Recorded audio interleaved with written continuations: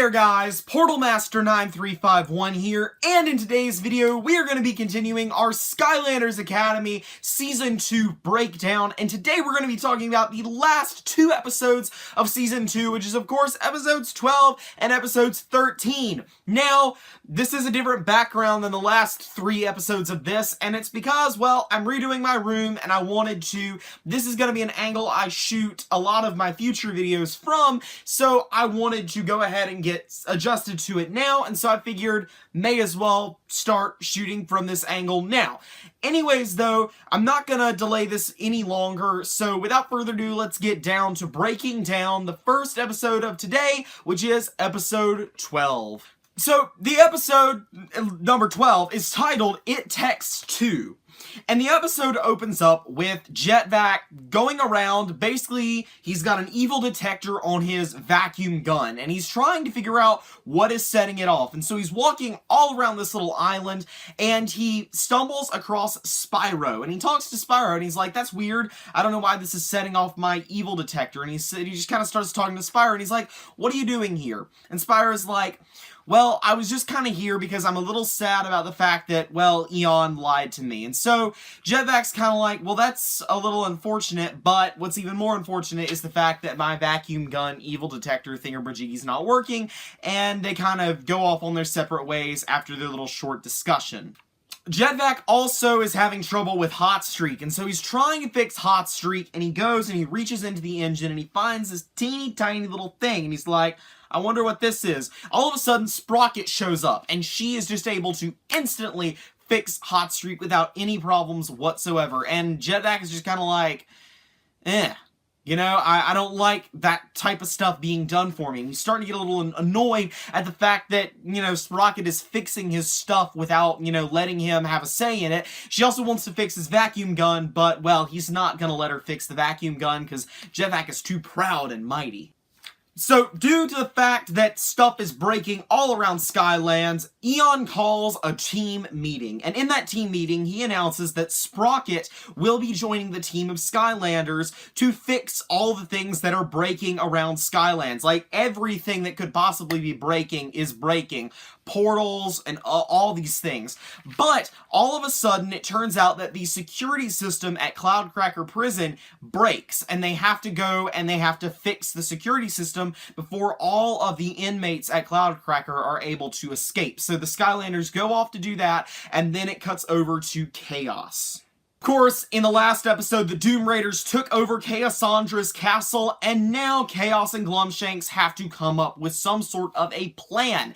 Chaos is not very happy about the whole situation. He's just kind of skulking, and he's like, ugh, we're never gonna get out of this. And Glumshanks is like, never fear, I have a plan. And so his plan is not revealed at this time because right then it cuts back over to the Skylanders. The gang of Skylanders goes over to Cloudcracker Prison just like they said they would, and they find that the inmates are escaping and that there's a huge tech malfunction. So they round up the inmates, and Sprocket uses her little magic tech wrench thingamajiggy to start fixing all of the technical problems in Cloudcracker. But all of a sudden, her wrench actually malfunctions and is completely and totally useless. Luckily, Jetvac has a plan that he comes up with right off the top of his head, and he's able to get the Skylanders to listen to it, and Sprocket goes and executes Jetvac's plan perfectly and is able to lock up all of the villains, mostly because of Sprocket following Jetvac's plan really well. So obviously they work really well together when they can get along, but well, the problem is they don't get along very well. So, like I said, everything is malfunctioning in the Skylands, and this does include portals. And Eon is like, yo, the portals are malfunctioning, guys. We gotta fix this before somebody accidentally teleports to the core of light and destroys it. Like, that wouldn't be good at all. And Jetvac's like, alright, Skylanders, we'll go and we'll fix the portals, but Sprocket, no, you can't come and fix this because I must be the one to fix the portals. Go fix the superchargers. And all the superchargers were malfunctioning as well. And she's like, but I can fix the portals. And Jetvac's like, no, you will go fix the superchargers. You and only you can fix the superchargers. So, yeah, she's not happy about that. But Jetvac is like, no, you will not work on the portals. We will work on the portals, and you will work on the superchargers. And yeah, tensions are rising between the two. It cuts back over to Chaos and Glumshanks, and it is revealed that Glumshanks knows about the secret book that Chaosandra has been using. And so he goes and he basically tells Chaos the secret, lets him in on it, and he then goes to create a diversion. And this diversion is talking to, Broccoli Guy and Wolfgang about the Skyland space program and Glumshanks' involvement in it. And by telling him this boring story, he's able to put them to sleep really, really quickly. And basically, Chaos and Glumshanks are then free to go. So, yeah, it's pretty simple. Jetvac and the Skylanders have still not fixed the portals at this point. Obviously, Sprocket could have done it like that, but Jetvac was too proud and insisted on fixing it himself, and he is not able to do it. All of a sudden, though, the portals start going haywire, more haywire than they already were, and Fisticuffs and Bombshell show up and start wreaking havoc. The Skylanders are not really in a position to actually battle them off. They were not expecting an ambush. They were effectively ambushed. I don't think Fisticuffs and Bombshell were expecting a fight either, but they were the aggressors, and they were automatically much more capable of actually fighting them than the Skylanders were. So a battle ensues. Sprocket does all of a sudden appear, and she tries to help, but she's still kind of not really in a position to actually beat back Fisticuffs and Bombshell. The person who actually comes and saves the day is Spyro. He finally gets over his little skulking, little sad type thing, and he comes and he starts breathing fire, and he fights them off pretty easily. But all of a sudden, Jetvac just goes off on Sprocket, and he's like, "Why would you do this? This is all your fault." And Sprocket's like, "It's my fault. You're the one who didn't let me fix the portals. If we'd fixed the portals, this wouldn't have happened." And the blame game gets played, and they're really arguing and going at it. All of a sudden, Jetvac and Sprocket fall into one of the malfunctioning portals, and they are all of a sudden teleported to the Citadel. And the Citadel is where the core of light is located. And they're like, well, we're stuck here now. And so they keep playing the blame game, and they kind of start to resolve some of their issues. And Jetvac does admit that he is scared and ashamed that he does not understand how technology works. And that's why he doesn't ever want to go to Sprocket about it, because he's ashamed that he doesn't know how tech works. And so they are starting to work through their problems, albeit a little slowly. It is then discovered that something is infiltrating the technology. Some kind of a deep evil is managing to infiltrate the technology. But they don't get very long to appreciate this newfound knowledge, because all of a sudden, a giant Archean robot comes through the portal unwillingly. He wasn't trying to come through, he just did. And they're like, we can't let him see the core of light, or else he'll try to destroy it. So we gotta fight him off. So a battle ensues, and together they are able to fend off the Archean robot, but not before they discover that Jetvac's eggs, which he had been laying because he was afraid of not knowing how technology works, are explosive. He can throw the eggs and they explode into a beautiful little blue explosion thingamajiggy, and they are able to basically they're pretty effective weapons against the enemies. And so they defeat the Archean robot, and they are teleported back to the Academy. So Jetvac and Sprocket are then teleported back to the Academy, like I just said, and they discover that it is in fact under attack by many other villains, and because of this, they have to fight them off. Luckily, though, their newfound knowledge of Jetvac's eggs being excellent weapons, they are able to easily fend off these things, basically by scaring Jetvac and making him lay eggs. There's a few good jokes in there, I'll leave that to you guys to discover, but they are able to fend off the invasion and the attackers thanks to Jetvac and Sprocket working together and actually appreciating each other. So they work through their differences, and all is right with them. You know what's not right, though? Spyro and Eon. Spyro goes up to Eon, and he's like, "Yo, you've been lying to me this whole time. I know you have been. Strikor pretty much confirmed that you've been lying to me about this whole thing." And he's like, "Fine. You know what? I guess it's time. I will tell you the truth. The truth is, Spyro, your kind used to defend the core of light, but when Strikor came during the Great War, he took control of your kind, and they were too powerful to fight back. So I did the only thing that I could. I banished them all to another realm, but I don't know where I sent them. So I basically am responsible for, well, destroying or misplacing your kind, and yeah, that's not good at all. So Spyro's like, you killed my race. I can't forgive you for this. And Eon's like, please, Spyro, try to understand it was an accident. And he's like, I'm sorry, man. I just can't forgive you for killing my entire race. It's just not happening. And Spyro runs off and is saying, you know what? I'm gonna go to someone who understands me, basically. Someone like me. And he goes off to Malefor. But I don't actually think we learned about that in this episode. I don't think we see that until the next episode. But we're talking about the next episode in a moment, so that's not too much of a problem. Chaos opens the dark book that Glumshanks had told him about, the book that Chaosandra has been using this whole time, and Strykor appears and is like, Chaos, I am your father. And the episode ends there.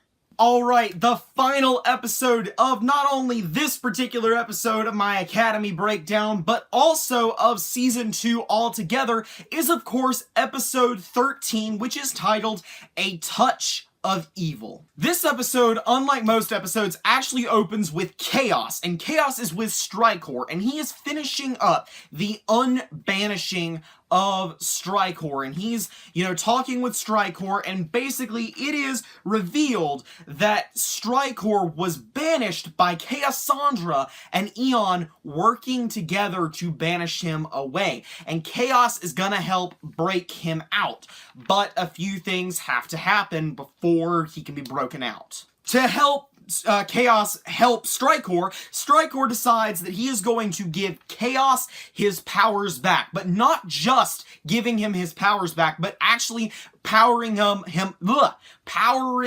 up to a level that he was not at before, basically giving him more power. Like, he is the strongest he's ever been thanks to Strykor, and this is going to allow Chaos to actually help get Strykor unbanished. Spyro goes and seeks out Malefor and is like, Malefor, look, I know that you're not the one who actually banished or destroyed my dragon kind. It was actually, as we know, Eon. You've been lying to me. But look, I just want some answers from you. And Malefor's like, are you insane? I'm not giving you help. I'm a bad guy. What do you expect me to do? And he's like breathing fire on Spyro, but Spyro is fine because of his powerful scales. And Malefor's a little surprised about this, but still, Malefor is Malefor and Spyro is Spyro. And like, Malefor is this big and Spyro is this big. So he just picks him up with his claw and is like, boom, boom, boom, and defeats Spyro without much of an issue at all. So Eon is almost able to immediately tell that Spyro is in danger, and he's like, okay, I gotta go get a team together and, try to figure out where Spyro actually is. So he goes off to do that, and, well, that's all that we see of that for right now. The Doom Raiders are able to figure out that Chaos and Glumshanks have escaped, and so they start to hunt them down, but before they're able to do that, Chaos busts into the room and, shows off his newfound powers, and they're like, oh crap, he got his powers back, and so he's able to fight them all off, and they all flee, and so he is actually able to then imprison Golden Queen and basically reclaim his castle, reclaim his mother's castle, and he's good. Glumshanks is terrified, but look, they've got it. They've got the castle locked down, and that is definitely good. Malefor is back at his little lair, and he creates a screen to show off the fact that he has got Spyro. And he's like, look, if Cinder doesn't come back to me within a certain period of time, you will never see Spyro again. And so everybody sees this. Chaos, Eon, everybody. And so Eon assembles the team, and they're like, why did Spyro run away? And Eon goes and tells them the truth, like, I banished his dragon kind, and he got mad, and I completely understand why he got mad and stuff like that. And so, that's pretty much what happens there. And so Chaos, like I said, is also aware that Malefor has Spyro, and that is important later on. Everyone is aware that Malefor has Spyro. So the team of the Skylanders decides that they're gonna go after Malefor, and they're not gonna let Cinder come along. But Cinder's like, no, look, this is my battle. You've gotta let me go with this. This is important to me. Spyro is important to me. We've got to, you've got to let me come. And so they agree, look, Cinder, you can come. You're pretty valuable. And so they head off to go fight Malefor. As we knew, Chaosandra had been turned into gold, you know, by Golden Queen. But Chaos is now very strong, and he is actually strong enough to undo Golden Queen's magic, and he is able to restore his mother. And he tells his mother, look, I know that Strikor is my dad. I know it now. So, with that in mind, you've got to, you know, I'm kind of mad that you lied to me. And he steals her powers from her. She is completely and utterly powerless. And yeah, that's intense. It's getting really intense right now. We can see that it's building to an epic like finale and stuff like that. But yeah, lots of interesting things going on. You know, she's powerless, Chaos is super powered, and that's not good. After doing this, Chaos goes back to Strikor, and he's like, okay, I've taken out my mother, I've defeated the Doom Raiders, I've stripped the power away from my mother, what do you need now? And Strikor's like, during the Great War, I was known as the Light Eater. I would basically go and steal the light out of people, and, you know, that was sort of how I spread my darkness across the Skylands. And he says,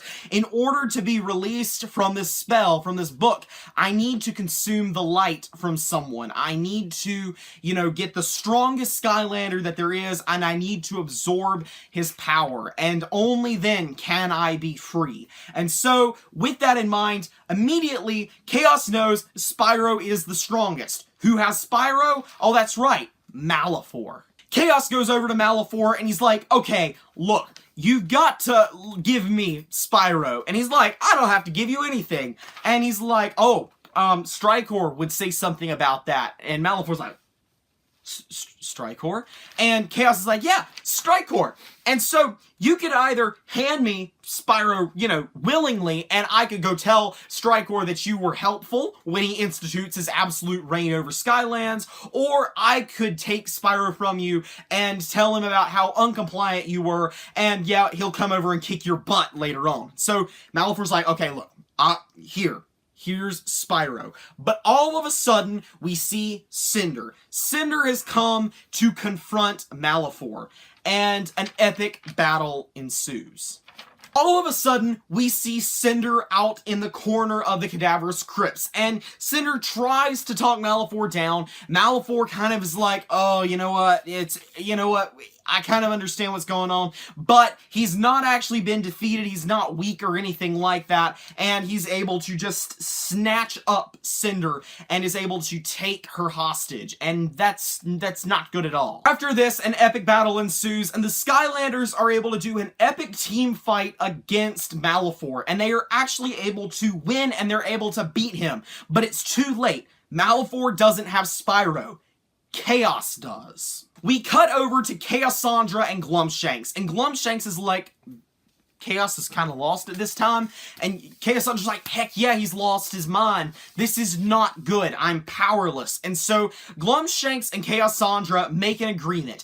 Glumshanks will continue working with Chaos and Strikor and he will give information to Chaosandra. Chaosandra is to flee and go work with the Skylanders to bring down Strikor, because he's absolutely terrible news for all of Skylands. And although Chaosandra might be evil, she knows that they can't risk the destruction of Skylands. So she goes off on the Hydra and goes to the Skylanders. And Glumshanks stays behind to work with Chaos and Strikor.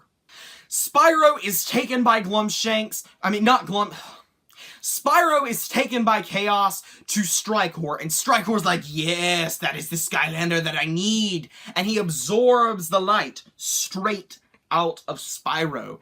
This is pretty serious business, because, like, it's obvious that Spyro is not in good, he's, like, in pain as the light is ripped from him. And Strikor is liberated from the bondages of the book and is free to reign over all of Skylands. Strikor is made into a person, and he basically looks like an evil version of Eon.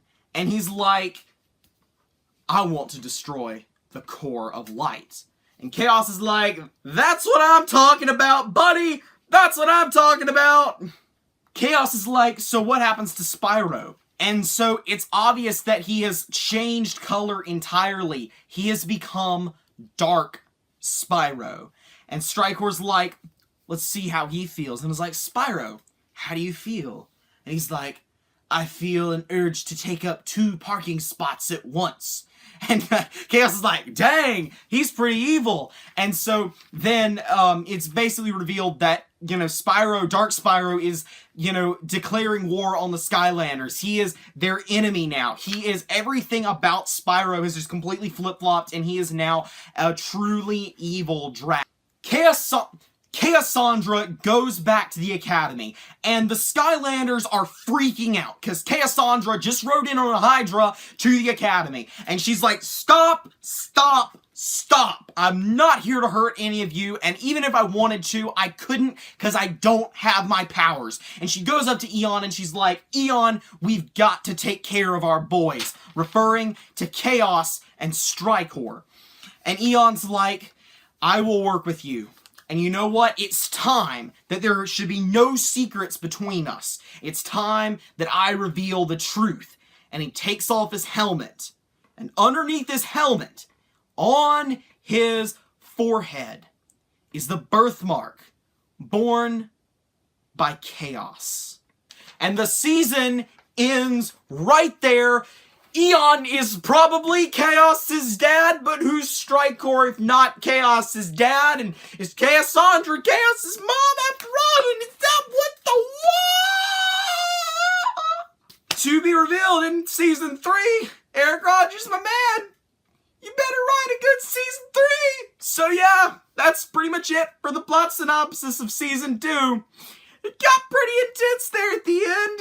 It got pretty intense. So, yeah, we gotta wait a year. 11 months, pretty much now. Because it's been 1 month, one full month after Academy Season 2 release. So we gotta wait another 11 months. But, man, when Season 3 gets here, is it not gonna be awesome? I cannot wait to find out what is going on with this whole thing. It's gonna be awesome, guys. But that is all I have for you guys for this Season 2 breakdown, because I've run out of Season 2 to break down. However, I do have a couple of videos coming up for Academy. I have a Skylanders Academy Season 2 in 5 minutes episode coming up, where I'm going to be breaking down the entirety of Season 2 in 5 minutes. I'm looking forward to making that. I'm also going to be making a video speculating about the ending and the implications of the ending, because that's a full video in and of itself. But anyways, that is all I have for you guys today. This has been Portal Master 9351. I hope you have enjoyed this series. As always, remember to like, comment, subscribe, and I'll see you guys next time.